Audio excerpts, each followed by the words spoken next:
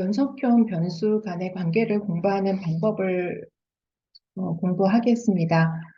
그 분석 방법으로는 상관 분석과 단순회귀 분석, 다중회귀 분석이라는 것이 있어요. 근데 상관 분석이라는 것은 연속형 변수 간의 그 선형성을 보는 그런 분석이고, 단순회귀 분석은 단순회귀 분석과 다중회귀 분석은 둘 다 이제 회귀 분석인데 앞에 단순이냐 다중이냐 이런 것만 다르죠.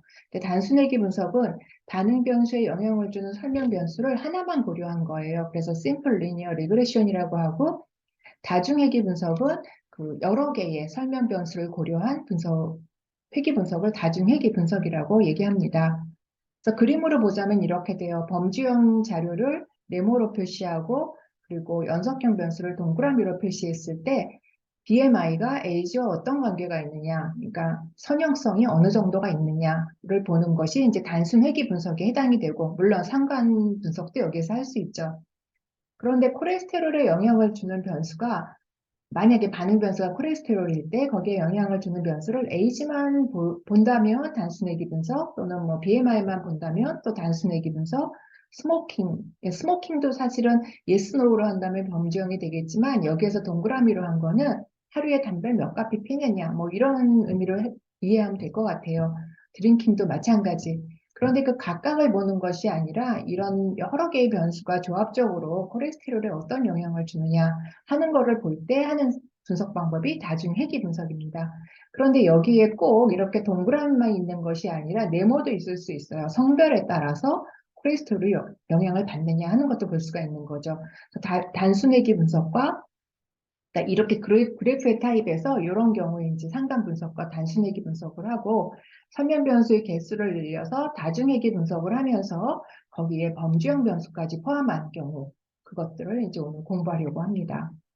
예를 들어서 이런 데이터가 있다고 볼게요. 어린이 DPT 면역률과 사망률 간의 관계를 알아보고자 20개국의 DPT 면역률과 5세 미만의 어린이의 사망률을 조사하였다. 그래서 여기 지금 분자의 이름은, 분자가 아니라 그 레이블을 그냥 X1, 2, 3, 이것도 잘못 넣었네요. 뭐 이런 식으로 일반적인 변수명을 넣었는데 이게 각각 이제 의미를 갖는 변수들이에요. 그리고 여기에 20개국의 의료 인수와 평균 수명도 조사하였다라고 되어 있습니다. 그 이제 제대로 된 데이터가 엑셀에 들어가 있는데, 첫 번째 컬럼이 면역률, 사망률, 의료 인수, 평균 수명이 나타났어요. 그래서 이게 다 연속형 변수거든요. 그래서 연속형 변수의 그 어떤 변수 간의 관계를 볼 때 가장 그 데이터를 탐색하기 좋은 것이 이런 그림이죠. 산점도, 스캐터 플롯이라고 얘기했죠. X축은 면역률을 나타내고 Y축은 사망률을 나타내요. 그러니까 우리가 예측한 대로 면역률이 높아지면 사망률을 감소한다라는 패턴을 우리는 직관적으로 알 수가 있죠. 그때 이제 사용하는 것이 어떤 플러스를 이용해서 탐색을 하는 거고, 수치적으로 이제 사용하게 되면 여기에서 상관 분석이나 이제 회귀 분석을 적용하게 돼요. 또 다른 예로 어떤 초등학교 6학년 19명을 대상으로 전동칫솔 사용 전과 사용 후 6개월 후에 치태지수를 각각 측정하였다. 전동칫솔 사용 전과 사용 후의 치태지수 관계를 보자. 그래서 이거는 전동칫솔 사용 전의 치태지수, 이건 Y축은 사용 후의 치태지수라는 거예요. 그래서 사용 전에 치태지수가 높았던 어린이는 사용 후에도 다른 어린이에 비해서 치태지수가 좀 높게 나타나고, 좀 이 어린이가 좀 유별나죠. 이제 그런 패턴을 갖게 되고, 지금 여기에는 엑셀에서 이런 정도의 분석을 해줘요. y 이퀄 0. 어쩌고 곱하기 x 더하기 또 얼마. 그래서 기울기와 절편이 있죠. 이런 것들을 이제 계산해 내는 것이 결국은 우리가 선형 방정식을 한번 추정해 보자 하는 회귀 분석에 해당하는 거예요. 그래서 이것이 선형 회귀 방정식에 해당하는 건데, 엑셀에서 산점도를 그리고 나면 옵션에서 거기다 직선을 그리도록 할 수가 있거든요. 그럴 때 애가 단순히 직선을 그리는 게 아니라 여기에 있는 데이터들을 활용해서 기울기와 절편을 예측해줘요. 그걸 가지고 그림을 그려주게 됩니다. SPSS 하는 것도 마찬가지예요. 이런 어떤 기울기와 절편을 예측해서 주고, 이 직선이 얼마나 데이터를 잘 설명하고 의미가 있는지에 대한 유의성을 우리가 공부하게 되는 거예요.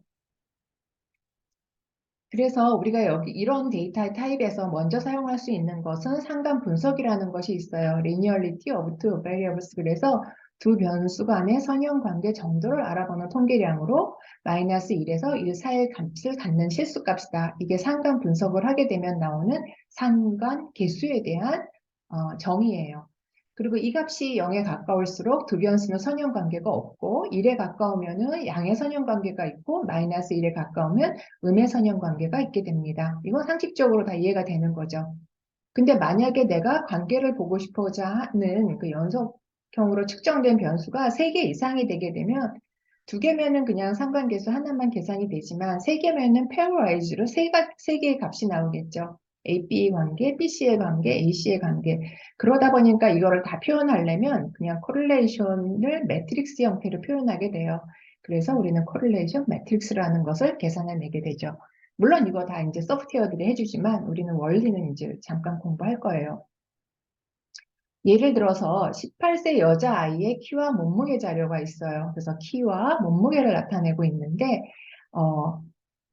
키는 보통 우리가 센티미터로 측정을 하게 되죠. 몸무게는 킬로그램으로 측정을 해요. 그래서 키와 몸무게 데이터가 있다면은 우리가 주로 사용하는 것은 평균과 표준 편차를 쓰게 되죠. 그래서 키는 평균이 이렇고 표준 편차는 이렇다. 몸무게는 이렇다라고 이제 요약을 해요. 데이터가 처음에 주어진 변수별로 요약하는 것. 그런데 이제 그 다음에 해야 되는 거는 뭐가 있냐면은 변수 간의 관계를 보는 거죠. 그래서 하는 것이 아까 보여준 것처럼 스캐터 플롯을 그려가지고 탐색을 하게 돼요. 변수 간에 어떤 관계가 있는가를 보는 거예요. 그래서 X축에를 키를 넣고 Y축에 몸무게를 넣어서 그렸더니 키가 커질수록 몸무게가 증가하는구나 이런 패턴을 보게 되죠.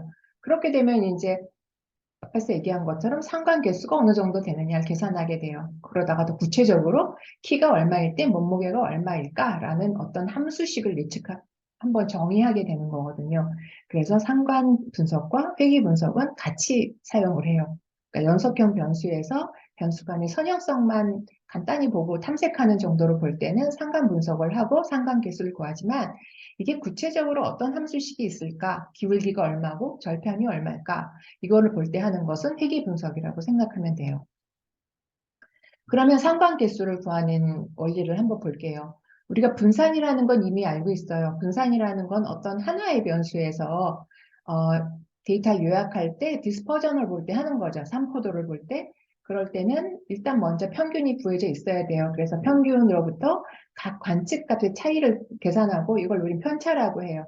그거를 제곱해서 모든 경우에 대해서 서메이션 하죠. 그걸 n-1로 나눈 건 우리는 분산이라고 얘기했어요. 그런데 코어베리언스라는 거는 관측한 값이 x만 있는 게 아니라 y도 있어요. 그래서 두 개의 변수를 동시에 고려해요. 그래서 우리는 코어베리언스라고 얘기하고 그 코어베리언스를 이렇게 정의했어요. x의 평균에서 x 관측값들을 전체를 빼요. 전체가 아니고 하나하나. i는 계속 1부터 n까지 변하겠죠. 그래서 xi-x바, 그 다음에 yi-y바를 해서 곱해줘. 각각의 같은 i에 대해서. 그 다음에 모두 서메이션에서 n-1로 나눠요. 그걸 우리는 코베리언스라고 얘기해요. 그러니까 각각의 x나 y가 x, y의 평균으로부터 얼마나 많이 퍼져 있느냐를 본다고 하면 되겠죠. 근데 코베리언스와 베리언스의 그 차이는 뭐가 있을까요? 베리언스는 다 부호가 양수예요. 곱해서 차이를 구해서 제곱했기 때문에. 근데 코베리언스는 마이너스일 수도 있고 포지티브일 수도 있어요. 그래서 그걸 한번 보면 만약에 코베리언스 데이터가 이렇게 흩어져 있다.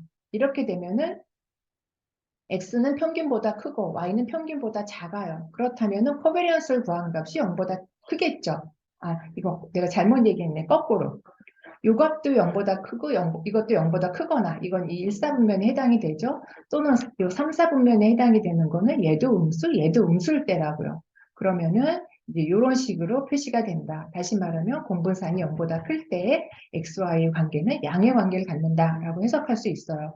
그럼 반대로 XY 관계가 음의 관계를 가질 때는 2, 4분면과 4, 4분면에 해당되죠. 그래서 얘가 플러스일 때 얘는 마이너스 또는 얘가 플러스일 때 얘는 마이너스가 돼요. 그래서 0보다 작아요. 그래서 코밸런스의 특징을 보게 되면은 우리가 키와 몸무게 데이터로 한번 볼게요. 아까 봤던 것. 그래서 키하고 몸무게를 센티미터와 킬로그램으로 측정했어요. 그럴 때 공분산을 구했더니 26.86이라는 값이 나왔어요. 분모를 n-1로 나눴을 때. 그런데 내가 만약에 이걸 단위를 바꿔요. 그래서 키를 미터로 하고 몸무게를 톤으로 했다고 치자고요. 그럼 공분사는 0.000 이사이라는 아주 작은 값이 나와요. 그런데 우리가 키와 몸무게의 관계는 양의 관계가 있다는 건 알아요. 아까 산점도를 그려봐서. 근데 그게 양의 관계가 어느 정도의 양의 관계냐를 보려고 할 때 단위에 따라서 이건 26.86이라는 값이 나왔다가 이건 0.000 이사이라는 아주 작은 값이 나와요.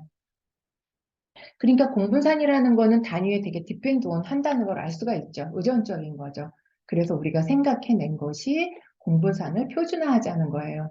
그래서 공분산을 X의 표준편차, Y의 표준편차로 나눠줘요. 그럼 공분산이라는 건 이 앞에 슬라이드에서 보면은 26.86이라는 건 단위를 갖고 있죠. 이 단위는 뭐예요? 킬로그램, 센티미터. 이거의 단위는 톤과 미터가 돼요. 그런데 그 각각의 표준 편차로 나눠지게 되면 단위가 없어지죠. 분모에서 하나씩 주어지죠. 센티미터와 또는 센티미터와 킬로그램 또는 톤과 뭐 이렇게 미터 이렇게 해서 나눠지잖아요. 그래서 표준화시킨 값을 우리는 커베리언스를 X의 표준편차, Y의 표준편차로 나눈 것을 우리는 스몰 r이라고 써서 RXY, XY의 correlation coefficient라고 정의를 해요. 그래서 상관계수라고 하는 거예요. 이제 이 상관계수는 이제 여러분들이 나중에 연구할 때 분석하다 보면 피어슨 상관계수도 있고 스피어만 상관계수도 있어요. 근데 우리는 여기서 피어슨 상관계수만 볼 거예요. 스피어만 상관계수는 여기서 말하는 피어슨 상관계수에 대한 비모수적인 방법이에요. 그래서 이 값을 그대로 쓰지 않고 마찬가지로 또 랭크를 이용해서 하게 되는데 그 알고리즘은 여기서는 하지 않아요. 상관계수에 대한 것, 피어슨에 대한 것만 볼 거예요. 그래서 피어슨 상관계수를 이렇게 정의했어요. 이렇게 표준화 시켰으니까 이 피어슨 상관계수는 이제 어떤 데이터라도 그러니까 단위가 어떻게 변해도 똑같은 값을 갖게 되죠.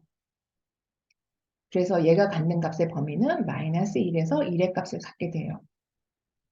그래서 아까 데이터를 보게 되면 공분사는 이렇게 단위에 의해서 의존적이었는데 상관계수를 구하게 되면 0.78, 0.78 동일하게 나와요. 그래서 상관계수는 서로 이제 선형성을 갖는 정도를 나타내는데 그 범위는 마이너스 1에서 1 사이다. 그림을 그리게 되면 뭐 XY가 이렇게 관계가 있고 만약에 R이 0.9다. 그럼 우리는 강한 양의 상관이 있다라고 해석을 해요. 대부분이 논문을 쓰다 보면은 R이 얼마다라고 쓰는 경우도 있지만 highly positive correlated 돼 있다. 뭐 이런 식으로 표현을 하게 되거든요. 그럴 때 이제 기준이 되는 어떤 R 값들이 있어요. 그래서 여기는 이제 그런 몇 개 예를 보여주는데 R이 만약에 마이너스 0.5다. 그럼 약한 음의 상관이다. R이 0이다. 또는 0에 가깝다. 그러면 무상관이다. 코릴레이트 되지 않았다라고 얘기를 할 수 있고 마찬가지로 R이 0인 경우에 산점도를 그려보면 이렇게 되는 경우 있어요. 2차 함수 같은 경우. 그 다음에 마이너스 0.9다. 그럼 강한 음의 상관이 있다라고 표시를 합니다.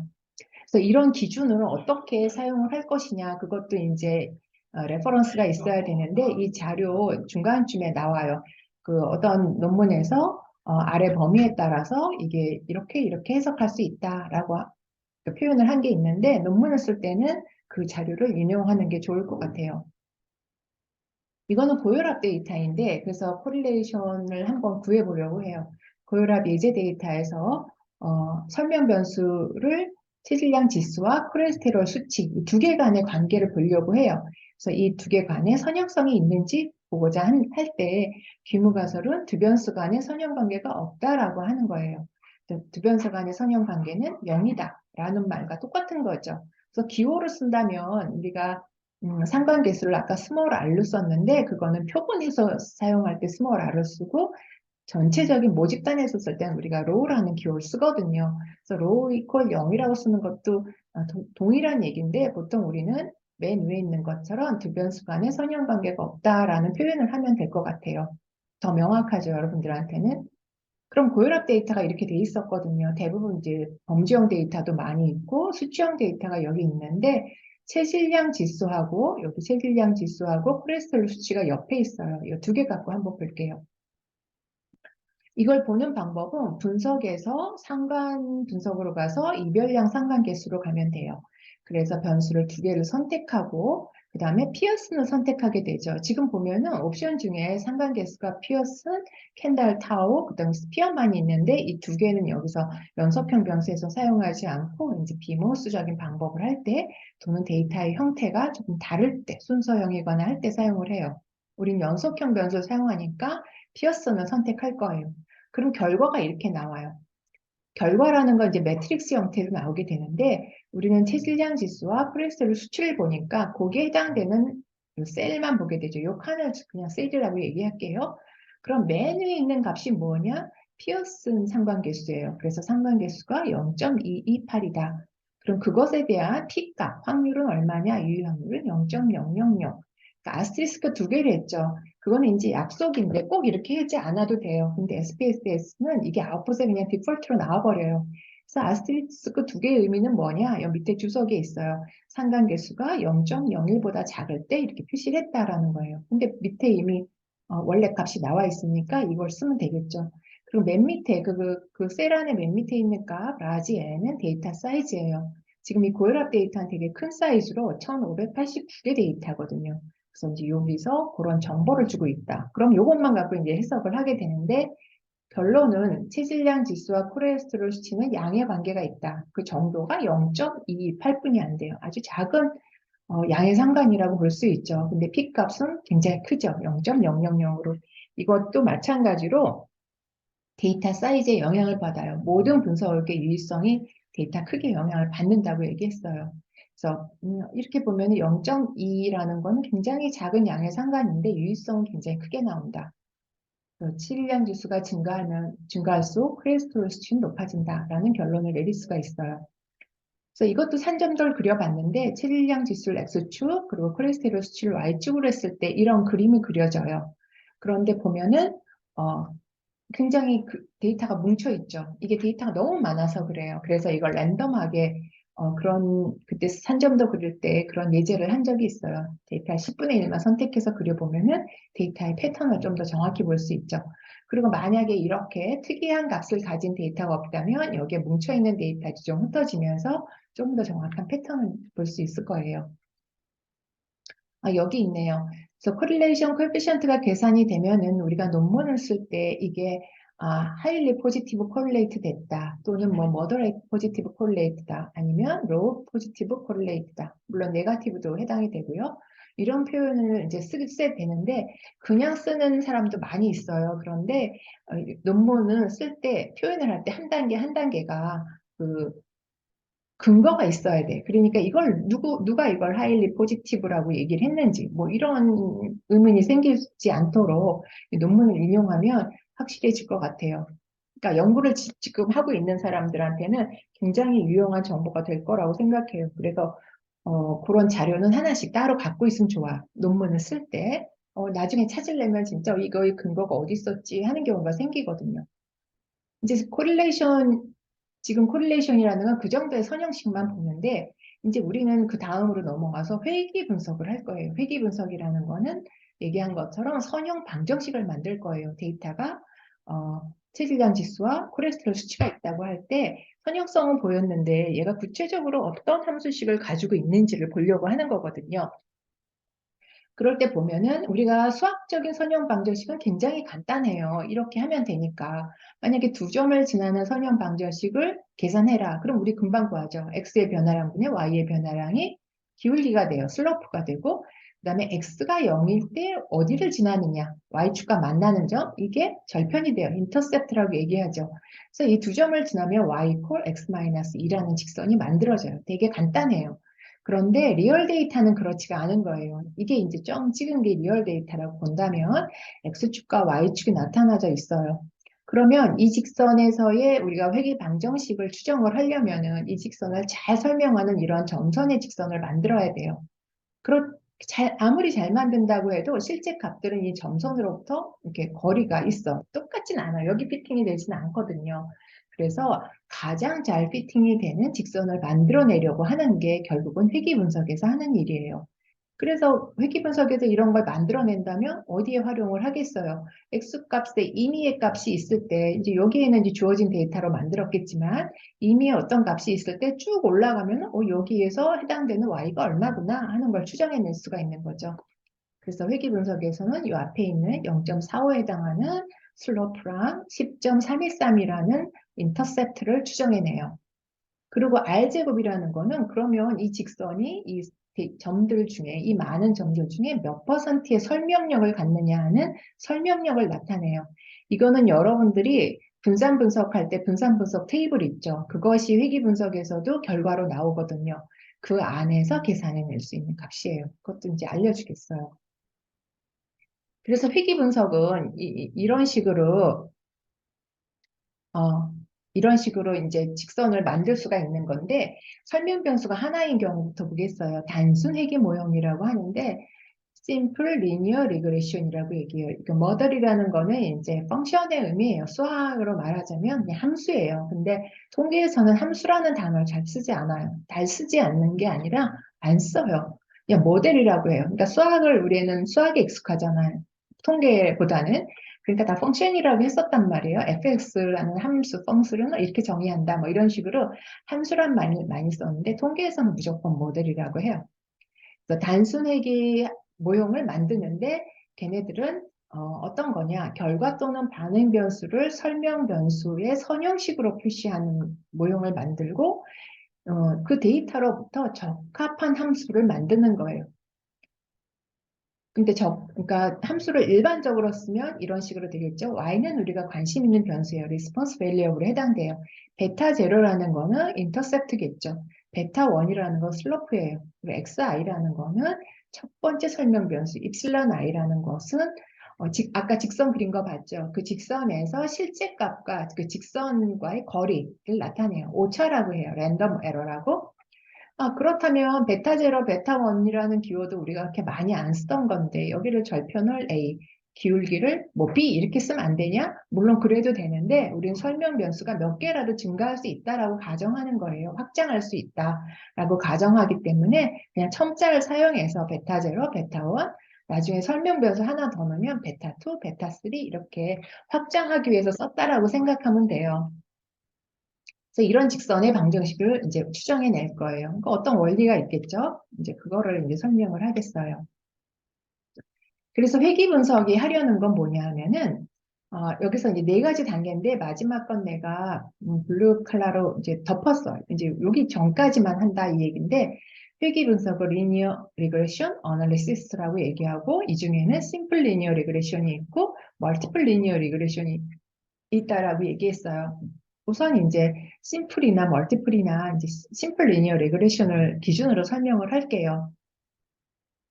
변수 x, y 간의 선형 관계가 존재하는지를 보는 거예요. 이때 귀문가설은 물론 선형 관계가 없다라고 하겠죠. 선형 관계가 없다라는 뭐예요? 설명 변수 앞에 붙는 개수가 0이다라는 얘기와 똑같아요. 그래서 설명 변수 앞에 붙는 개수 베타 1이 0이다라고 쓰는 거죠. 기호로는 이 가설이 돼요. 그 다음에는 이제 모형을 만들어야 돼요. y 이퀄 베타 제로 더하기 베타 1 x 더하기 입실론 i라는 이거 입실론이라고 하거든요. 이건 진짜 수학에서 많이 쓰는 기호인데 통계에서도 이걸 이제 갖다 쓰는 거예요. 오차를 나타내는 거예요. 이런 직선이라고 가정했을 때 우리는 여기에서 베타 제로와 베타 1을 추정해내야 된다. 그러니까 손에 하나 있는 리얼 데이터를 가지고 그 데이터로부터 얘네를 계산해내야 된다는 거예요. 그럴 때 그 원리는 뭐냐? 이 직선이 만들어졌을 때 가장 좋은 직선은 뭐예요? 이 직선이 진짜 데이터를 다 설명하면 되죠. 그러면 이 오차가 없겠죠. 그럼 없을 수는 없는 거니까 오차를 최소화하면 되겠죠. 그래서 원리는 입실론을 미니마이즈 하도록 기울기가 이거고 기울기와 절편을 계산해낸다. 이것이 이제 모형을 만드는 원리예요. 그래서 모형을 만들어요, 일단. 만들면은 베타 제로하고 베타 1이 계산이 되거든요. 이 과정에서. 계산은 되지만 진짜로 여기서 계산된 것이 의미가 있느냐 이걸 봐야 돼요. 정말 얘가 y를 설명하느냐. x가 정말로 y와 관계가 있느냐를 보는 거예요. 그러면 추정된 베타 1이 시그니피컨트 하냐 보는 거죠. 그럼 이것이 가설이 뭐였어요? 베타 1이 0이라고 한 게 의미가 그걸 리젝트 해야만 계산된 값이 의미가 있다라고 평가를 하는 거예요. 그래서 여기가 의미가 있다라고 계산, 결론이 나오면 이제 추정된 값을 가지고 우리가 임의의 x 값을 넣어서 y를 계산해내고 이렇게 모형을 활용하게 되는 거예요. 그래서 여기까지 회귀 분석에서 이제 공부할 거예요.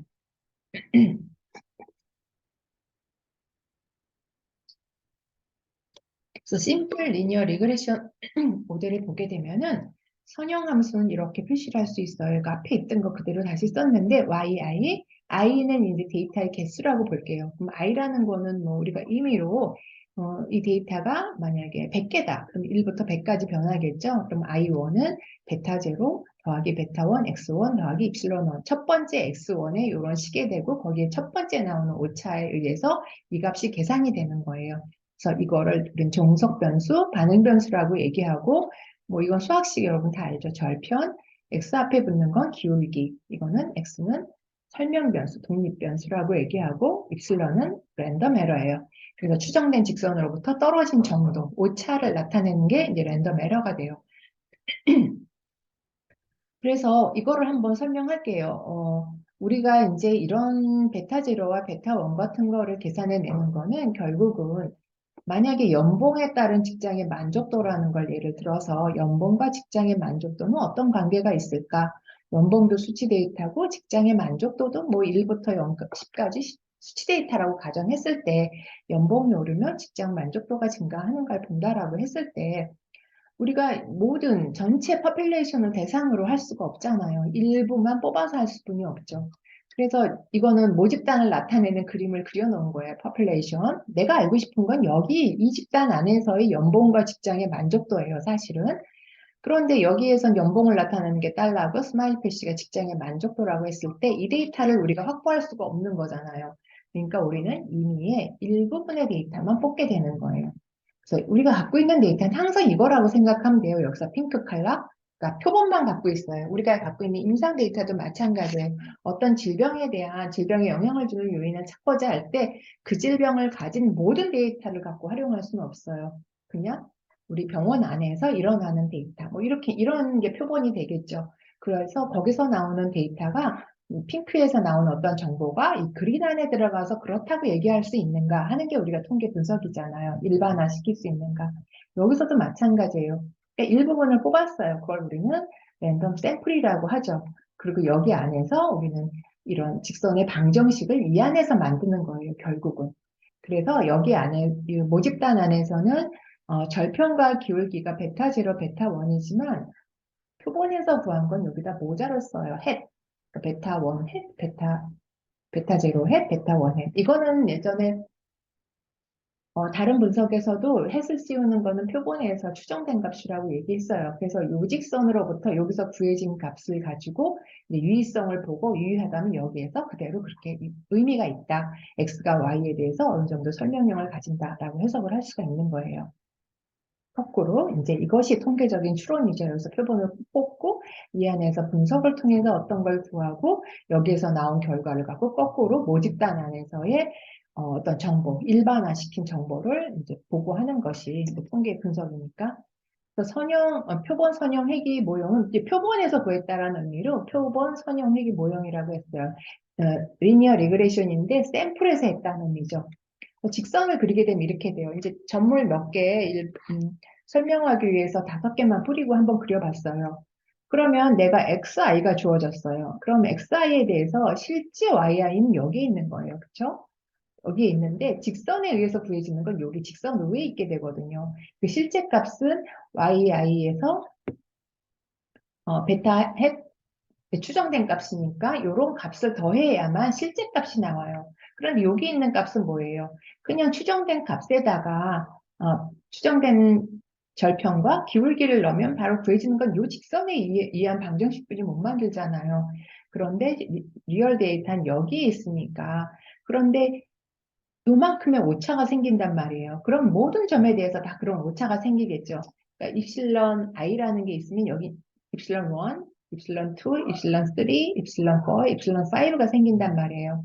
그래서 이런 회귀 방정식 구하는 절편과 기울기를 구하는 원리는 결국은 모든 입실론을 제곱해서 더해서 그거를 최소화시키는 값을 구하는 거예요. 그래서 최소 제곱법이라는 걸 쓰게 돼요. 이거는 이제 원리를 나타내는 거니까 여러분은 그냥 그랬구나 하고 이제 이 단계만 이해하고 지나가면 될 것 같아요. 그러니까 실제 값과 예측된 값 간의 차이를 최소로 하는 절편과 기울기를 구한다는 거예요. 그러니까 실제 값은 yi잖아요. 그죠? 근데 추정된 값은 여기다 hat이라는 모자를 쓰고 직선 위에 있는 값이에요. 근데 직선 위에 있는 값이 아니라 실제 리얼 데이터는 이만큼 떨어져 있어요. 이걸 우리는 입실런이라고 정의를 했었거든요. 이거를 제곱하는 이유는 뭐겠어요? 또 이게 플러스 마이너스 값이 나오게 된단 말이에요. 그러니까 양의 값, 음의 값이 나오면 절대값이 0보다 클 경우, 작을 경우로 나눠서 뭔가를 해야 돼요. 그래서 그냥 제곱해서 하는 방법을 취한 거죠. 제곱해서 서메이션에서 요거를 최소화하는 베타 제로와 베타 원을 구한다. 그럼 이거를 최소화하는데 베타 제로, 베타 원이 어디서 나오느냐? 이게 바로 베타 제로와 베타 원에 의해서 표현이 되는 애잖아요. y 햇이라는 게. 그래서 그걸 제곱 값을 최소화하는 값을 구하는 거를 최소 제곱법이라고 얘기해요. 최소 제곱법은 앞에서처럼 yi 마이너스 이게 yi 햇인데 yi 추정된 값이라는 거는 계산된 절편과 기울기에 의해서 계산된 추정 y 값이잖아요. 반응 변수. 근데 이거는 추정된 값이지 실제 값이 아니거든요. 그것과 이 차이가 최소화되도록 하는데 이거를 우리는 에러 sum of square라고 얘기해요. 어서 들어보던 소리죠. 분산 분석회에서 나왔던 에러 sum of square에 해당이 되는 거예요. 이 값을 최소화하는 베타 제로와 베타 원을 구해서 직선의 방정식을 만들어요. 이걸 하는 방법은 편미분이라는 걸 하게 되어 있어요. 그래서 베타 원이라는 거는 여기서 편미분을 하게 되는데 이거는 풀었으면 어떻게 되냐면 베타 제로의 2차 방정식 또는 베타 원의 2차 방정식이 돼요. 이 경우에 y와 x는 그냥 상수 취급을 해요. 그러고선 해결을 하게 되면은 편미분이라는 건 이제 내가 원하는 걸 미지수로 두고 나머진 다 상수 취급하는 거거든요. 그래서 편미분을 하게 되면은 이제 베타 제로와 베타 원이 이런 식으로 추정이 돼요. 근데 우리가 원하는 거는 사실 절편은 관계가 없어요. 우리가 회귀 분석에서 알려는 거는 x가 y에 대한 설명력을 갖느냐 하는 거예요. 그러기 위해서는 기울기가 중요한 거죠. 그래서 베타1, 추정된 베타1이 이건데 베타1이 이렇게 추정이 됐는데 이 값이 통계적으로 의미가 있느냐, 계산된 값이 의미가 있다면 그 값을 가지고 x가 이 정도의 설명력을 갖는다, y에 대해서 이렇게 해석을 하게 되죠. 어쨌든 베타 기울기와 절편은 이렇게 추정이 됩니다. 그래서 추정이 되고 나면 해야 되는 건 모형을 평가하는 거예요. 모형의 평가가 바로 기울기에 대한 검정이에요. 추정된 기울기가 의미가 있느냐 아니면 이걸 그대로 모집단에 가져가서 그냥 이만큼의 값을 가지고 해석을 해도 되느냐 하는 거거든요. 그래서 가설은 베타1이 0이다라는 가설을 설정해요. 베타1이 0이라는 건 뭐냐면 x는 y를 설명하지 않는다라는 거예요. 그러니까 다시 말하면 선형관계가 없다라는 거지. x가 y를 설명하지 않으니까. x 앞에 붙는 베타1이 0이라는 거는 x는 의미가 없다는 거잖아요. 그거를 이런 식으로 썼어요. 그리고 뭐 대립가설은 또 이렇게 되겠죠. 그럴 때 이제 사용되는 검정 통계량은 이제 t 통계량을 쓰게 돼요. 이 얘기는 뭐예요? t 검정을 하겠다는 거죠. 그러니까 T통계량을 이용해서 T검정, 우리가 두 집단 간의 차이를 분석하는 T검정 얘기가 아니에요. T통계량을 이용한다는 거는 T분포를 이용하겠다라는 거예요. 그럴 때 사용하는 검정 통계량은 계산된 값. 이 모자 썼으니까 계산대 값이죠. 이게 뭐 0. 얼마 뭐 이렇게 나오겠죠. 근데 이거는 우리가 가설에서 사용하는 값. 가설에서 사용하는 값은 뭐예요? 0이라고 넣는 거죠. 연관성이 없다라고 했을 때 사용되는 0을 넣는 게 분자가 돼요. 분모에 들어가는 건 추정된 값에 대한 표준 편차를 넣어요. 이것을 검정 통계량을 하고 사용해요. 그렇다면 마찬가지로 검정 통계량에 영향을 줄 수 있는 값은 얘는 뭐 영향 안 주죠. 0이라고 고정되니까. 이 값이 크면 클수록 티통계량이 커지겠죠. 또는 얘가 작으면 작을수록 티통계량이 커질 거예요. 그러니까 이게 표준편차의 개념인데 얘가 작으려면 뭐가 의미가 있어야 돼요? 물론 얘가 크면 커지겠지만 얘가 작으려면 결국은 샘플 사이즈죠. 데이터 사이즈가 커질수록 디스퍼전은 줄어들어요. 그래서 유의성이 강하게 나타난다고 얘기했죠. 그래서 티통계량이 이렇게 계산이 되는 거예요. 이제 예를 들어서 고혈압 데이터로 한번 해보도록 할게요. 아까는 체질량 지수와 콜레스테롤 수치를 산전도로만 갖고 그림을 봤었거든요. 그런데 이제는 그거를 리니어 모델을 한번 만들 거예요. 그러니까 선형 방정식을 만들겠다는 거예요. BMI하고 콜레스테롤을 볼게요. 가설은 체질량 지수는 콜레스테롤 수치와 관계가 없다라는 거예요. 그러니까 체질량 지수 앞에 붙는 코에피션트가 0이다. 기울기가 0이다. 코에피션트라고 해도 되죠? 슬로프가? 그게 0이다라는 값이에요. 분석에 들어가서 회귀 분석에 들어가서 선형에 들어가면 대화창이 이렇게 떠요. 지금 콜레스테롤 데이터하는 변수가 되게 많은데 종속 변수에는 콜레스테롤 수치를 넣고 독립 변수에 체질량 지수를 갖다 넣었어요. 그러고 그렇게 하고 실행하면 아웃풋이 3개가 나와요, 박스가. 이거 하나씩 설명해 볼게요. 여기서 3가지를 중에 우리가 해석해야 될 거는 이런 빨갛게 표시한 부분들이에요. 그걸 뒤에 슬라이드에 가서 한번 볼게요. 지금 보면은 모형을 요약했어요. 그거는 R이라는 게 있죠. R은 코릴레이션을 나타내요. 스몰 r 아까 구했던 거. 그래서 체질량 지수하고 콜레스테롤 수치 상관계수 부분에서 내가 계산했을 때 0.228이라는 값 나왔던 거 기억나죠? 0.228이에요. 그런데 R 제곱이라는 거는 결국은 R 상관계수 구했던 것의 제곱이에요. 0.052. 그러면서 어떻게 해석을 하느냐? 회귀직선의 설명력이에요. 그러니까 회귀직선이 내가 직선을 만들긴 했는데 그 직선이 데이터의 5.2%뿐이 설명을 못한다는 거예요. 이렇게 보자면 설명력이 되게 낮죠. 1을 해야 되는데 설명력이 완벽하려면 1인데 0.052만큼 설명한다는 거예요. 그러니까 상관계수도 되게 약하죠. 위크, 포지티브, 코릴레이티드 됐죠. 그러니까 또 유의성은 굉장히 강했잖아요. 얘가 0.000으로. 근데 R제곱은 이렇게 계산되고 그럼 수정된 R제곱은 뭐냐? 여기서는 해석을 안 하겠지만 설명 변수가 증가하게 되면 R이 증가하게 돼요. R제곱이. 설명력이 증가하게 돼. 그러니까 설명 변수가 개수가 늘어난다고 해서 증가하는 것을 보정하기 위해서 계산되는 것이 수정된 R제곱이에요. 지금은 설명 변수가 하나지만 설명 변수 2개, 3개 우리가 사용하게 되면은 회계직선의 설명력을 해석할 때 수정된 R제곱을 갖고 해석을 해야 돼요.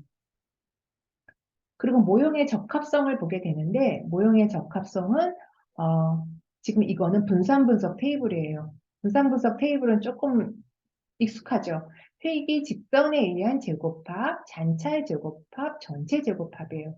그럼 전체 제곱합이라는 거는 회귀 직선의 제곱합과 잔차의 제곱합으로 나눠져요. 그렇다면 전체 중에서 회귀 직선이 어느 정도의 설명력을 갖느냐 이 얘기거든요.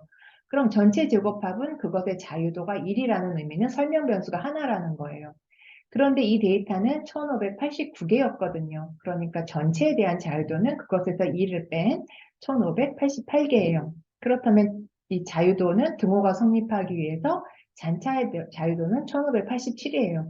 그러면 썸 오브 스퀘어 제곱합을 자유도로 나눠서 평균 제곱은 그대로 들어가죠. 자유도가 하나니까, 설명 변수가 하나니까. 근데 잔차는 이걸로 나눠주니까 확 줄어버리죠. 평균 제곱합으로. 그리고 요거의 비율이에요. 결국은 F 통계량이 요거의 비율. 그러니까 86.856이에요.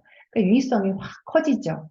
이게 나타나는 게 모형의 적합성이에요. 그러니까 지금 내가 체질량 지수로 콜레스테롤 수치를 설명하는 회귀 방정식을 만들었는데 이것이 모형이 적합한가라는 거를 이 결과에서 본다라고 하면 돼요.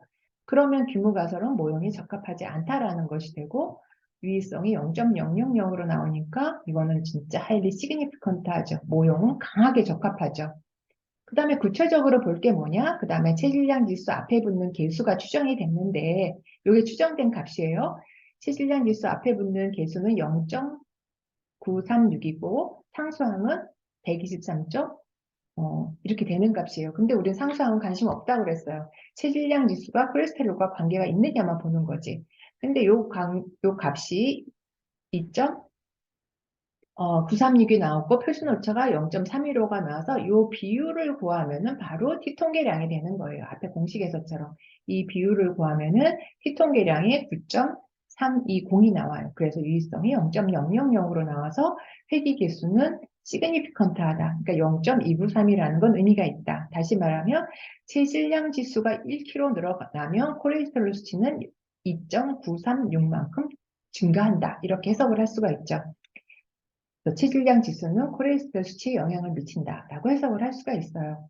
그래서 함수식을 쓰자면 그렇게 쓰면 돼요. 123.959 더하기 2.936 곱하기 체질량 지수 이퀄 콜레스테롤 수치 이렇게 쓰면 되겠죠.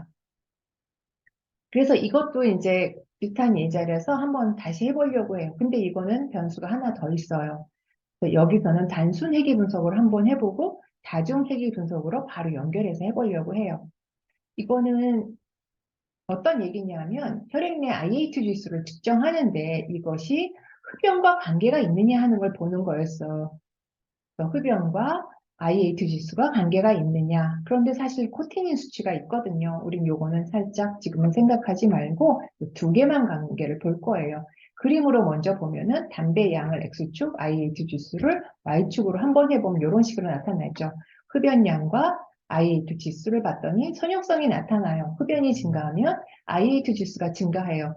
그래서 이거는 메뉴는 다시 그 메뉴 실행하는 건 안 보여주고 앞에 있으니까 결과만 보여주면 R이 얼마냐면은 0.615. 그러니까 상관계수가 나타나죠. 0.615. 좀 약간 스트롱하진 않지만 0.615만큼 상관계수가 나타나고 이걸 제곱한 게 R 제곱이라고 해서 0.37 정도 나타났어요. 그러니까 설명력이 40%는 조금 못 미치지만 그 정도는 된다. 그리고 그러면 흡연이 IH 지수를 설명한다라고 해석해도 될까 하는 그 어떤 모형의 적합성을 봤을 때 F 통계량이 10.353. 이거 구하는 거 여러분들 다 할 수 있어야 돼요. 이런 표가 구해지면은. 그러니까 이게 다 통계 소프트에서는 다 해서 주지만 여러분들이 원리를 알기 위해서는 여기에 이제 어떤 칸을 내가 놔두면은 여러분들이 이게 어떤 원리로 계산이 되는지는 알고 있어야 된다는 거예요. 이렇게 제가 박스를 해놓은 것들, 이런 원리는 좀 알고 공부를 해놓으세요. 그랬더니 위성은 0.001로 하일리 시그니피컨트예요. 그래서 담배량이 IH 지수를 설명한다는 그런 함수식은 의미가 있다라고 해석을 할 수가 있죠. 그럼 구체적으로 보면 담배양 앞에 붙는 개수가 0.2459, 절편이 3.99예요. 그러면 여기서 구한 0.245라는 게 통계적으로 의미가 있나? 이제 여기서 분석을 하죠. 그래서 나온 검정 통계량은 0.245 나누기 0.76 했더니 피통계량이 3.2가 나오고 거기에 대한 유의성이 0.005로 나와서 담배 양은 IH 지수에 영향을 주는구나. 그 다음 해석은 담배 한 가피를 덮이면 IH 지수는 0.245만큼 증가한다 라고 해석을 할 수가 있죠. 담배 양은 IH 지수에 영향을 미친다라고 해석을 할 수가 있는 거예요. 물론 함수식은 이렇게 쓸 수가 있죠. IH 지수는 3.995 더하기 0.245 곱하기 담배 양. 그러니까 여기서 문제 하나도 없어요. 그렇죠? 담배 양과 IH 지수 관계를 보는 건. 그런데 지금 코티닌이라는 값이 하나가 있었단 말이에요. IH 지수를, 그러니까 임상 데이터가 다 이런 경우라고 얘기했죠. 내가 담배 양에만 포커스를 맞춰갖고 IH 지수에 어떻게 영향을 주느냐 보려고 하는 건 연구자의 욕심일 뿐이지 실제로는 IH 지수에 영향을 주는 요인들은 더 있을 수 있다는 거예요. 그래서 IH 지수는 3.99 더하기 0.245 곱하기 담배 양수에 뭐가 더 붙을 수도 있다는 거예요. 그게 이제 데이터에 코티닌이 있으니까 한번 그걸 넣어보자는 거예요. 그렇게 되면 모형은 어떻게 돼요? Y는 베타 0 더하기 베타 1 X1 더하기 베타 2 X2라는 설명 변수가 두 개인 경우로 넘어가게 되죠. 그러게 되면 우리는 이거를 다중회귀 분석이라고 해요. 멀티플 리니어 레그레션. 리니어는 빠졌는데 이 함수식 자체가 다 선형이잖아요. x의 차수가 다 1차죠. 그래서 리니어 레그레션이 돼요. 그래서 IAT 지수를 이제 측정을 하는데 데이터에 대한 건 아까 앞에 봤으니까 하루에 피는 담배의 양을 X1이라고 놓고 뇨의 코티닌 수치를 X2라고 놨어요. 그 다음에 IAT 지수를 Y라고 놓은 거죠. 이게 반응 변수, 이 두 개가 어떻게 설명하느냐를 보는 거예요. 분석하는 방법은 똑같아요. 회귀 분석에 들어가서 선형은 똑같죠. 우리가 분석하는 건 다 선형만 해요. 그래서 독립변수는 IAT 지수 똑같이 들어가고, 독립변수 안에는 두 개를 같이 갖다 놓으면 돼요. 그러니까 회귀 분석은 다중 회귀 분석이나 단순 회귀 분석이 메뉴가 다른 데로 들어가는 것이 아니라 같은 메뉴로 들어가서 독립변수를 몇 개를 선택하느냐 이걸 보면 돼요. 그래서 분석을 했더니 결과 나오는 걸 한번 볼게요. 어, R이 0.890. 이건 좀 설명하기가 애매하죠. 왜냐하면 변수가 3개니까, 그죠? 여기서 봐야 되는 건 수정된 R제곱을 봐야 돼요. 설명한 것처럼. 그래서 77%의 설명량이 증가했죠. 변수 2개를 넣으니까. 그 다음에 봐야 되는 거는, 이것도 마찬가지로 흡연만 넣었을 때랑 한번 나중에 비교를 해보세요. 전체에 대한 모형의 정보를 나타내는 전체에 대한 제곱합 변하지 않았는데, 잔차가 변해요. 그리고 회귀 직선에 의해서 설명되는 제곱합이 변해요. 이 2개의 할당이 달라져. 그리고 자유도가 2개가 되죠. 설명 변수가 2개니까 그러니까 평균 제곱합을 자유도로 나눠서 이런 값이 나오고 잔차는 그것에 대한 자유도로 나눠서 뭐 이렇게 나와요. 그래서 요거를 레이쇼를 구하니까 F통계량은 30.576이라는 값이 크게 나오죠. 유의성은 0.000. 다시 말하면 이걸로 보면은 이 2개 첫 번째 박스에서는 담배 양과 코티닌이 IH 주스를 77% 정도 설명한다고 해석할 수 있어요. 그러니까 이게 굉장히 모형이 좋다라고 볼 수가 있죠. 이거 맥시멈이 1인데 이 정도면 앞에서 얘랑 비교해도 금방 알 수 있죠. 지금까지 이게 큰 값이 나온 적이 없었죠. 그리고 모형이 적합하냐? 그럼 이것도 마찬가지로 담배 양과 코티닌이 IH 지수를 설명하는 함수식은 적당한 모형이다라고 해석할 수 있어요.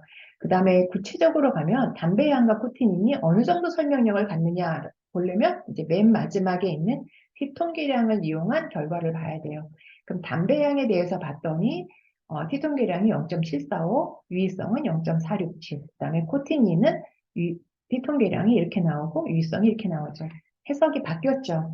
그래서 IAT 지수를 함수식으로 쓰면 4.5가 절편이고 그 다음에 담배양에 대한 교육은 마이너스 0.052. 아까 이게 플러스여서 담배양이 증가하면 IAT 지수가 증가했는데 마이너스로 나왔어요. 근데 이건 사실 의미가 없죠. 유의성이 없으니까. 그리고 코티닌 수치는 하나 증가할 때마다 IAT 지수가 0.17만큼 증가한다라는 함수식이 나온 거죠. 그래서 담배 양은 IH 주스에 영향이 없는 걸로 나타나고 코티닌만 유의한 영향을 미친다라는 결론이 나와요. 그러면 앞에서도 모형이 문제 없이 진행이 됐고 여기서도 그랬다. 그러면 연구자는 어떤 모형을 선택할 것인가? 그때 기준이 될 수 있는 게 R제곱에 해당된다고 볼 수 있어요. 얼마나 설명력을 갖느냐라는 거를 갖고 어떤 모형을 쓸지를 결정하면 돼요. 물론 여기에서는 지금의 모형이 더 좋아요. 근데 여기에서 또 의문이 생기는 건 뭐냐면 담배 양이 insignificant 하다면 이걸 모형에서 빼면 어떨까 이렇게 생각해 볼 수 있죠. 그래서 코티닌만 갖고 IH 지수를 한번 설명해 볼 수도 있을 거예요. 그거는 내가 여기서 안 했으니까 여러분들이 한번 시도해 보세요. 그러니까 모형은 이거를 똑같은 데이터를 갖고 10명이 분석하면 10명이 다른 결과가 나올 수 있어요. 그렇지만 그 결과를 10개 쫙 펼쳐놓고 봤을 때 어떤 게 더 의미가 있는 모형이다라는 걸 골라낼 수 있죠.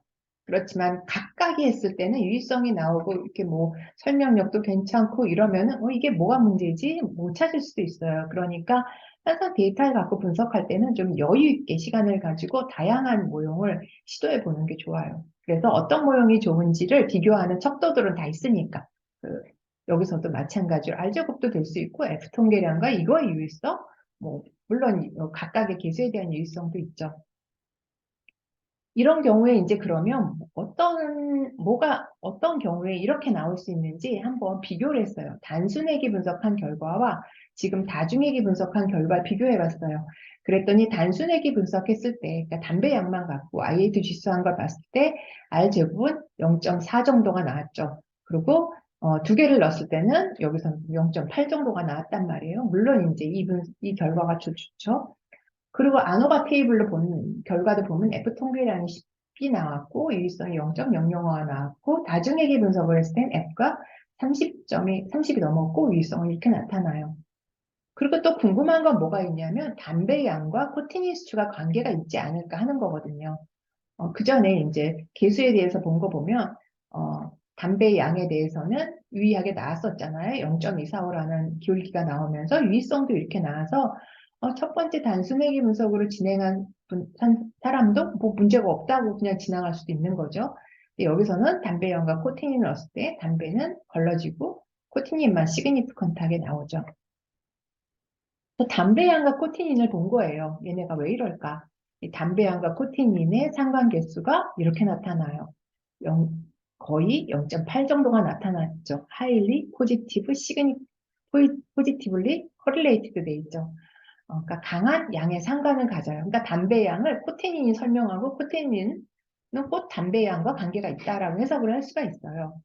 그래서 그것도 마찬가지로 코티닌을 반응 변수로 하고 담배의 양을 설명 변수로 해가지고 회귀 분석을 한 결과죠. 그래서 세 개의 그 아웃풋 테이블이 나왔는데 분산 분석 테이블을 보면은 액톤 계량이 23 정도가 나와서 유의해요. 그러니까 담배의 양과 코티닌은 굉장히 관계가 있다.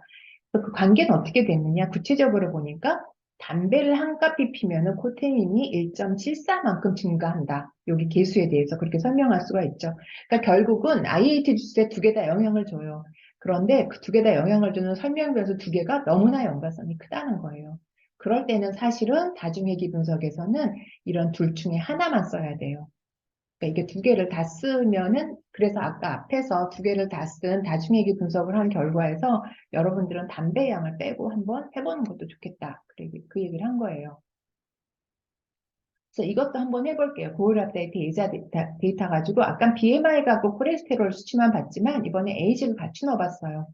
그랬더니 나온 결과만 볼게요. 여기는 봐요. 이건 R은 별 의미 없죠. 지금 설명 변수가 두 개니까. 그랬더니 R제곱이 0.093. 굉장히 작죠.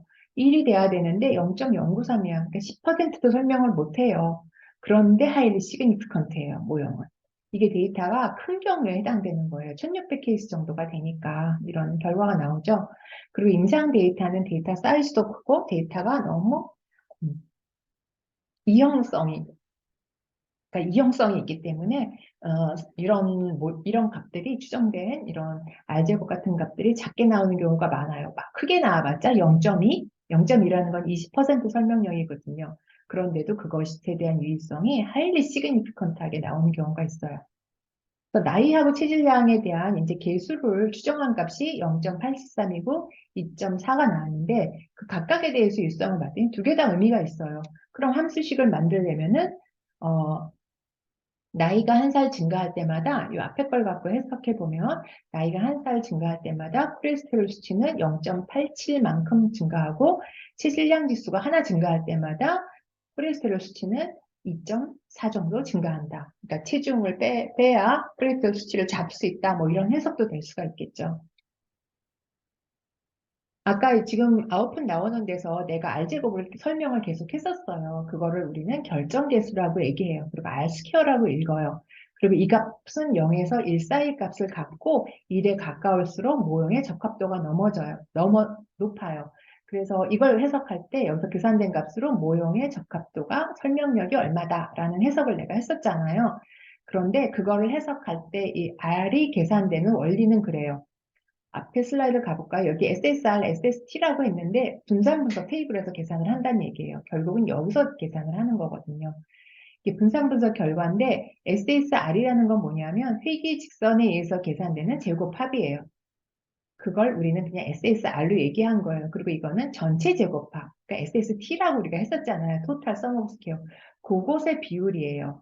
그러니까 여기서 보자면 208477.970 나누기 2223286.841 이거 한 값이 뭐냐? 0.094라는 값이에요. R제곱값.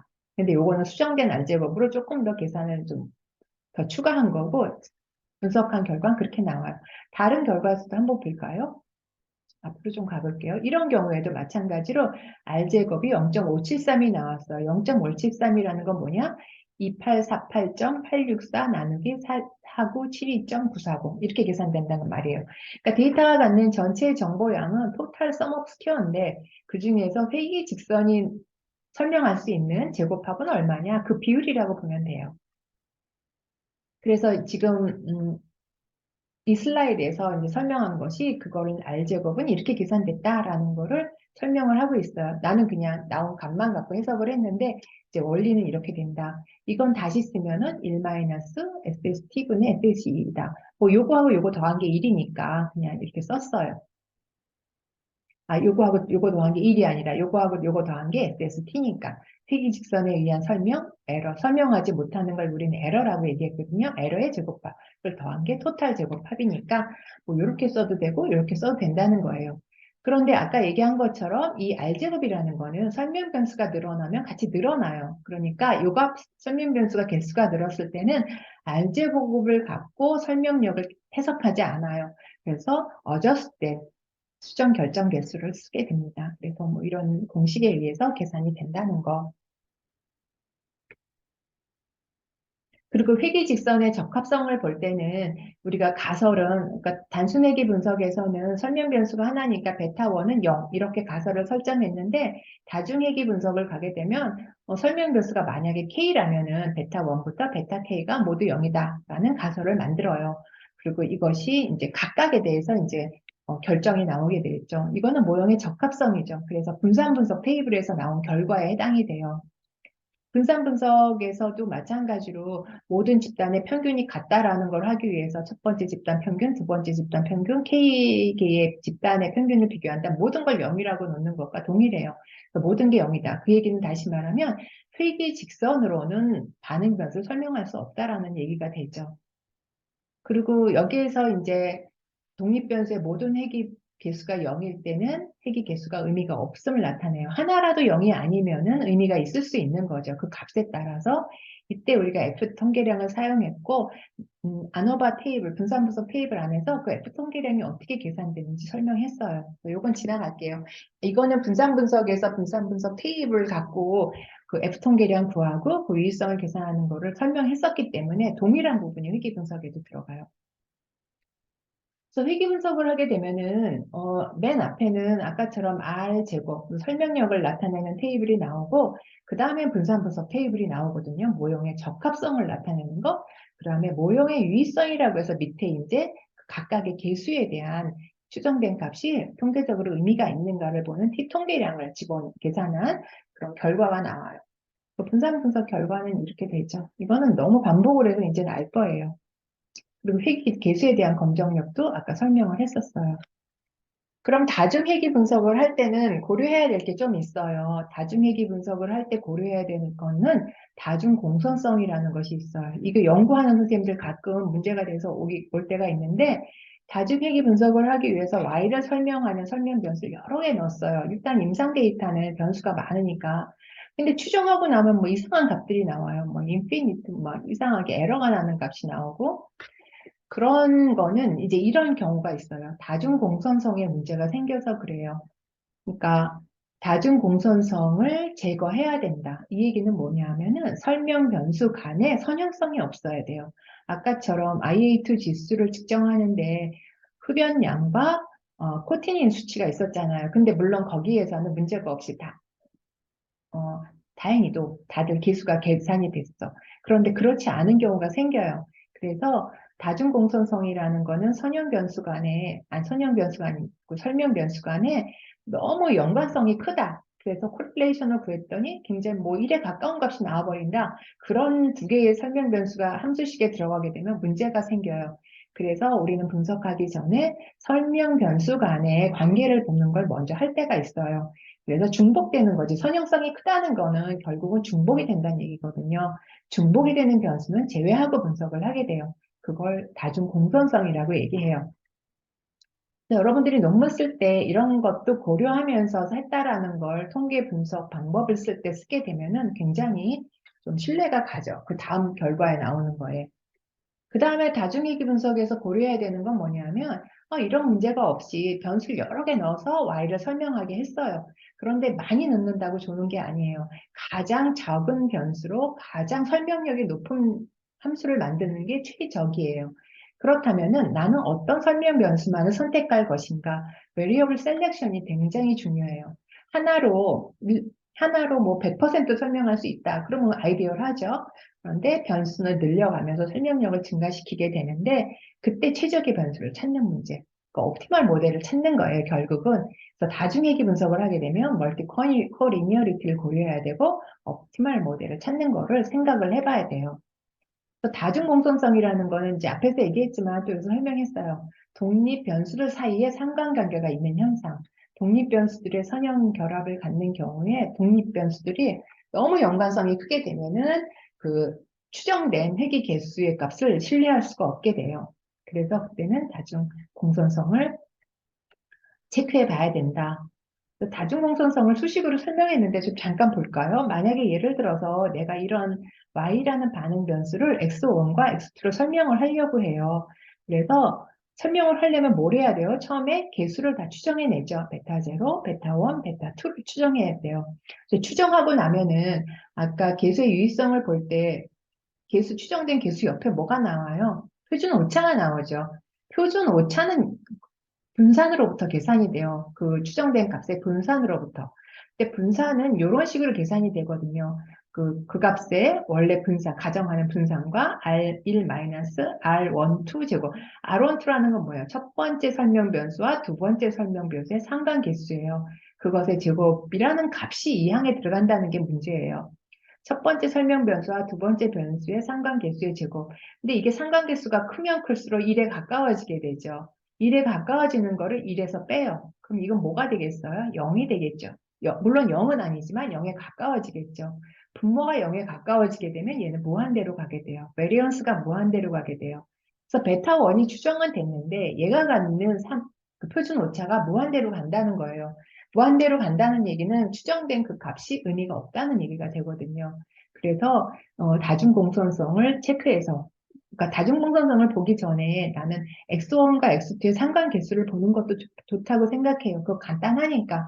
그래서 상관계수가 너무 크게 되면은 x1과 x2 중에 연구자가 중요하다고 생각되는 걸 넣는 거죠. 그래서 하나 제외하고 분석하는 것도 한 가지 방법이고 SPSS에서는 옵션으로 단중 공선성을 체크하는 매트릭이 있어요. 척도가 있어요. 그걸 이용해서 하는 방법도 있어요. 또 다중 공선성의 척도로는 VIF라는 것이 있어요. 분산 팽창 개수. 그거는 VIF라고 쓰게 되는데 1-R j 의 제곱분의 1. 뭐 수식은 이렇게 썼지만 여기서 RJ라는 게 뭔가 하는 게 궁금한 거잖아요. 여기서는 반응 변수는 고려하지 않아요. 설명 변수가 뭐 1부터 K까지 있다라고 한다면 K개의 설명 변수가 있어요. 그럼 J번째 설명 변수가 그 나머지 변수들에 의해서 함수식을 만들어요. 다중회귀 분석을. 그러니까 Y는 없어요. J번째 X와 그 나머지 변수들의 설명 변수를 만들었을 때 그 설명력이 얼마나 되느냐 하는 거예요. 만약에 얘네들 간의 선형성이 크다면 설명력이 커지겠죠. 얘가 커지겠죠. 1에 가까워지겠죠. 1에 가까워지면 분모는 0에 가까워질 거고 이 값은 커질 거예요. 그러니까 이 값이 어느 정도 커지면은 이거는 다중공정성이 있다라고 하는 거죠. 근데 J는 1부터 K까지 다 구할 수 있으니까 설명 변수 1부터 K번째까지 다 구해요. 다 구해서 그 값이 5에서 10 정도로 큰 값이 나오면 그 변수는 제외하라고 하는 거예요. 그 얘기는 다시 말하면 그 해당 변수는 나머지 변수들과 선형성이 크다라고 보는 거거든요. 그 원리가 되게 간단하죠. 그래서 그것을 제외하고 분석을 하도록 합니다. 여기서 내가 얘기한 게 여기 설명이 있는데 뭐 내 얘기로 설명 이제 이해가 안 되면 밑에 있는 걸 한번 보세요. 또 다중공선성은 이렇게 돼요. 만약에 Y는 종속 변수고 설명 변수는 X1, 2, 3, 4가 있어요. 그래서 이걸 다중회귀 분석을 돌렸어요. 그러면 SPSS에서는 옵션에서 VIF를 보여달라고 해요. 다중공선성의 척도 보여달라고 했는데 보니까 이 척도들이 전부 다 크죠. 38, 254, 46, 282. 그런데 지금 제일 큰 거는 X2와 X4예요. 그럼 둘 중에 하나를 먼저 지워야 되겠죠. 다 지울 수는 없으니까 하나부터 지워가는데 X4가 제일 크니까 여기선 그냥 X4를 지웠어요. 물론 나는 X4가 중요하기 때문에 이 변수는 살려두고 싶다. 그럼 X2를 지워도 상관없어요. X4를 지우고 다시 다중회귀 분석을 했어요. 반응 변수는 여전히 Y고 X1, 2, 3만 갖고 봤더니 VIF가 확 잡히죠. 그러니까 하나만 지웠는데도 이렇게 나온 결과를 갖고 그 다음에 해석을 하면 되는 거죠. 그리고 다중회귀 분석에서의 또 고려해야 되는 게 variable selection이 있다라고 했어요. 사실은 다중회귀 분석에는 설명 변수가 많이 들어갈수록 모형은 좋아져요. 그런데 이게 비합리적이죠. 그러려면은 가장 좋은 옵티멀 모델이라는 거는 최소한의 변수로 가장 좋은 설명력을 갖는 거예요. 그래서 그렇게 하기 위해서 하는 방법은 단계별 협이라는 게 있고 베스트 सब셋이라는 게 있어요. 단계별 획이라는 건 하나씩 하나씩 심플 리니어 레그레션을 하는 거예요. 그래서 설명력을 보는 거죠. 그래서 가장 좋은 애들을 추가로 하나씩 더 더해 나가는 거야. 더해 나가다 보면은 다중회귀 분석이 되잖아요. 그러다 보면 그 안에서 유의성이 없어지는 애들도 생기죠. 서로 들어가면 아까 흡연이 IAT 주스의 영향력이 없어지는 것처럼 그런 애는 또 제외하고 그런 식으로 스텝 와이즈를 하는 거예요. 들어갔다 나갔다. 그게 스텝 와이즈고 베스트 서셋이라는 거는 모형을 만들고 설명력이 가장 좋은 모형을 찾는 거예요. 근데 그러니까 설명력이 계속 변화하겠죠. 스텝 와이즈를 하는 동안에. 근데 설명력이 좋아지다가 어느 순간에 설명력이 거의 변화가 없어요. 뭐 그런 순간이 생겨요. 그러면 그 작은 설명력을 증가시키기 위해서 설명 변수를 증가할 필요는 없어요. 그러니까 이 설명 변수 하나 증가해서 R스퀘어가 뭐 0.1 증가했어? 이게 의미가 있을까? 뭐 이런 생각이 들 수 있죠. 그러니까 그거는 이제 연구자가 선택할 수 있는 거예요. 그러나 그러니까 모형의 최선의 옵티멀 모형을 찾는 척도로서는 R 제곱이 많이 쓰여질 수 있다라는 거예요. 그래서 최적 변수 찾는 거는 이 두 가지를 다 고려해서 할 수 있다. 그래서 SPSS에서는 연구자가 이거를 굳이 뭐 하나씩 넣었다 해보는 단계가 없이 메소드를 선택할 수가 있는데 일반적으로 스텝 와이즈를 사용해서 하고 있어요. 이거를 한번 볼게요. 이거 예제 데이터인데 아까 보여준 거예요. Y와 설명 변수는 X1, 2, 3가 있어요. 그래서 이거를 한번 X1, 2, 3가 Y랑 어떤 관계가 있는지 스캐터 플롯을 그려봤어요. 산점도. 그래서 멀티플 리니어 리그레션을 해봤어요. 일단 산점도를 그렸더니 Y가 반응 변수니까 X1, 2, 3가 전부 다 Y하고 선형성이 나타나죠. 이건 너무 좋은 모형이긴 하죠. 그죠? 그러니까 선형성을 나타내면 되겠죠. X1, X2, X3, X4가 다 Y하고 1차 함수 형태가 있으니까 그대로 넣으면 되는데 문제가 되는 거는 이런 거예요. 이건 뭐예요? X4하고 X3가 아주 강하게 음의 상관관계가 있죠. 이런 건 같이 들어가면 안 된다는 얘기예요. 그래서 분석을 했더니 분석하는 방법은 이제 선형회귀 방정식에서 종속 변수에는 y만 넣고 독립 변수에는 x1, 2, 3, 4를 다 넣었어요. 그런데 그 다음에 하는 게 뭐가 있냐면 통계량에 들어가서 다중 공선성을 진단하는 거예요. 이렇게 진단을 하게 되면 이런 값이 나와요. 아까 예제로 보여줬던 VIF 값이 x1, 2, 3에 대해서 굉장히 다 큰 값이 나와요. 그러니까 얘네 간의 선형성이 너무 큰 거예요. 그럼 산점도랑 매치시켜 보면 될 거예요. 그래서 하나를 지웠어요. X4를 아까처럼. 그랬더니 X1, 2, 3가 이제 보정이 다 돼버렸죠. VIF가. 그러니까 X1, 2, 3를 다 가지고 Y를 설명해도 되겠다라는 해석을 할 수가 있죠. 그래서 최적의 변수를 찾는 방법은 그렇게 X1, 2, 3를 넣은 다음에는 다시 다중회귀 분석을 하게 되는데 여기에서 메소드를 선택하게 돼 있거든요. 거기에서 스텝바이즈를 했어요. 제일 가장 많이 쓰이는 것. 그랬더니 최종적으로 얘가 그러니까 최종적인 모델이 나와요. 이제 모형 제로부터 나오게 되는데 거기에서는 X1, 2, 3만 고르고 X3를 선택하지 않았어요. 그랬을 때 R스퀘어는 아이고 97.5 굉장히 설명력이 크죠. 97.5의 설명력을 갖고 X1과 X2는 뭐 이렇게 기울기가 계산이 됐고 그거에 대한 유의성은 이렇게 나타났다 하는 거죠. 그래서 결과가 테이블이 3개가 나오는데 그걸 갖고 구체적으로 써보면은 뭐 이렇게 볼 수 있죠. 지금 내가 거꾸로 썼네요. 원래는 R제곱이 제일 위에 있어야 되는데 R제곱은 뭐 이렇고 97.5%의 설명력을 갖는다. 그리고 모형의 적합성은 F 통계량이 238이나 나왔어요. highly significant하고 모형은 의미가 있다는 거죠. 그 다음에 X1, 2 앞에 붙는 개수가 어떻게 되는지 개수를 추정한 거는 전부 다 통계적으로 유의하니까 방정식을 만들면 Y는 절편을 이용해서 다 만들면 X1이 하나 증가하면 뭐 Y는 이렇게 증가하고 X2가 하나 증가하면 Y는 이렇게 증가한다 라고 설명할 수가 있죠. 함수식은 이렇게 만들 수가 있습니다. 사실은 이렇게 하면은 단순 회귀 분석과 다중 회귀 분석이 다 설명이 돼요. 그런데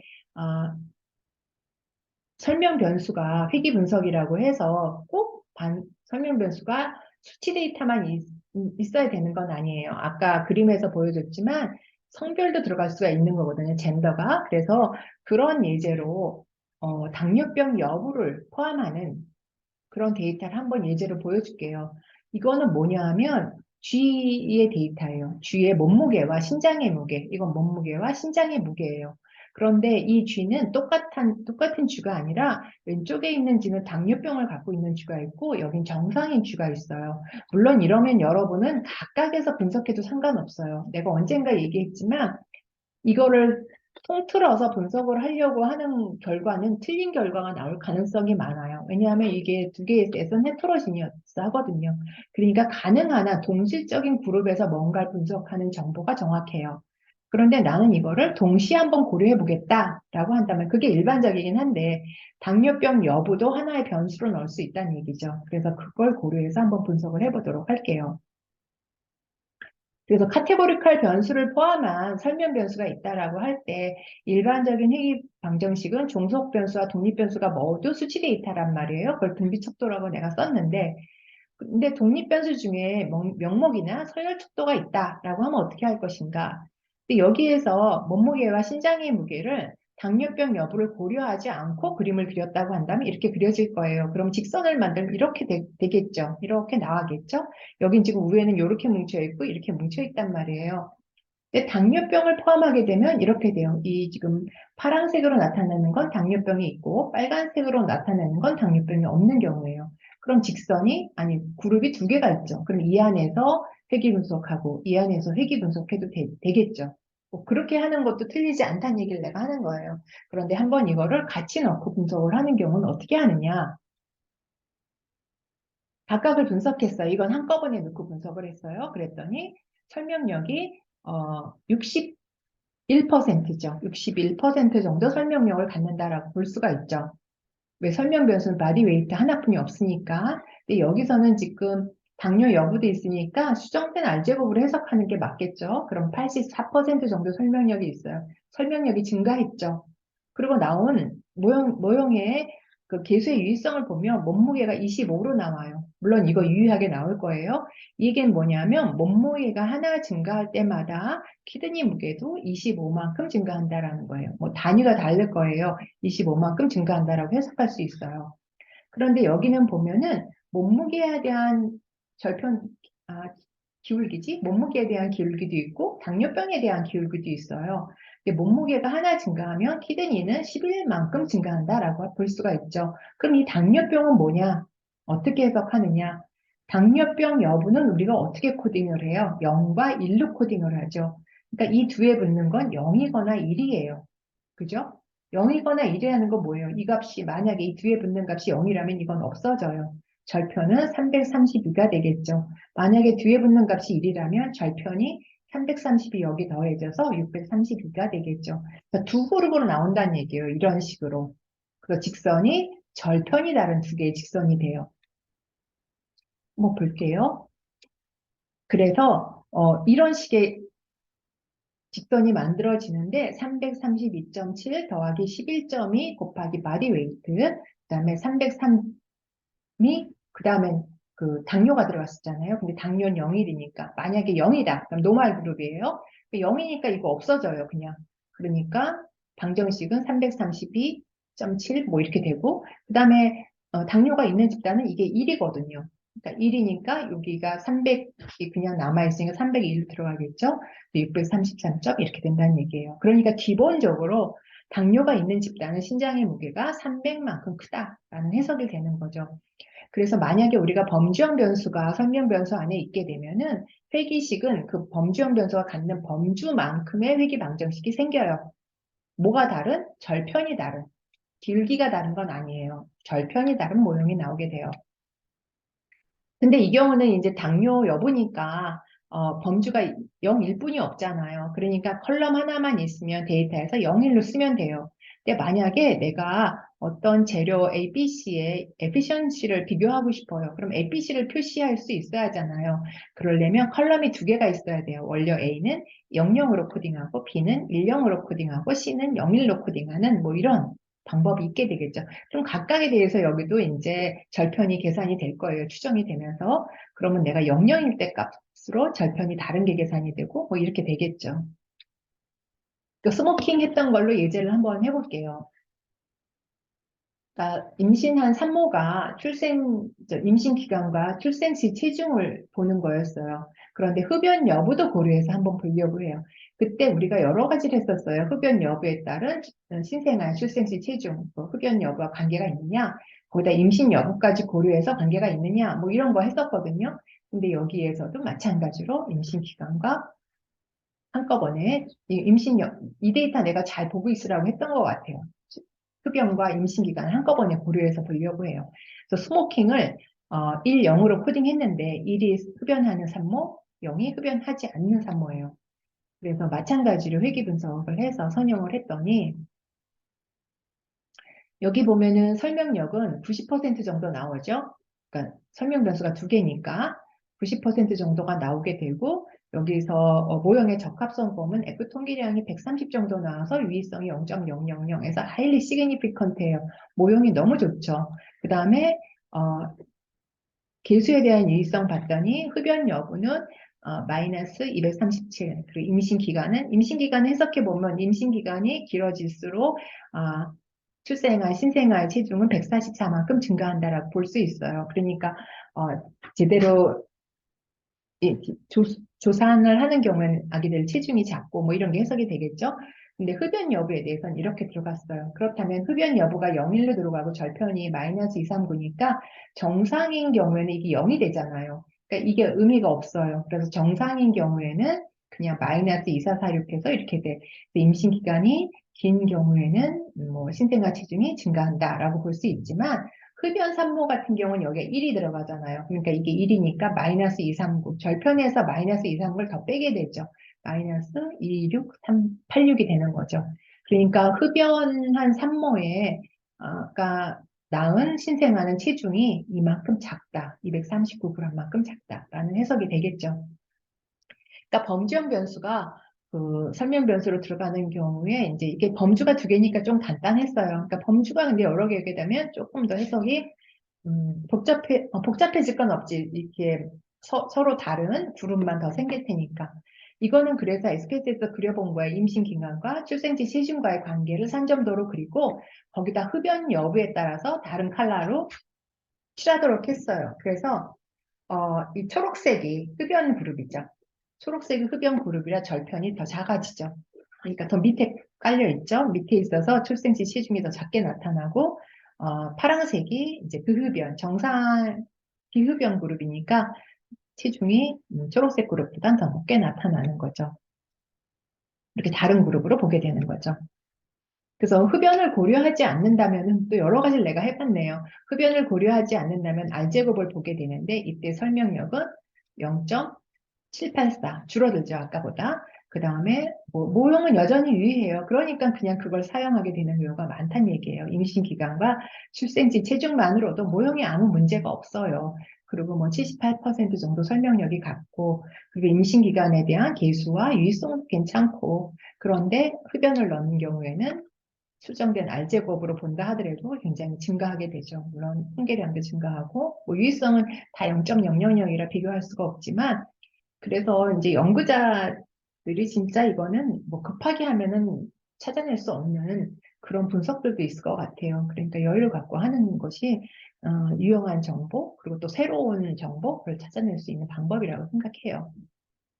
그래서 지금 한 것처럼 수치 데이터와 수치 데이터 간의 관계를 보는 거는 하나씩 보는 거는 단순회귀 분석이고 여러 개를 한꺼번에 설명 변수로 고려하는 거는 다중회귀 분석인데 거기다 성별이 같은 지금은 뭐였죠? 흡연 여부, 뭐 아니면 뭐 당뇨 여부 이런 변수도 고려해서 분석을 할 수 있다는 거. 그래서 반응 변수가 이런 형태였지만 이제 이런 형태 같은 경우는 이제 다음에 하려고 합니다.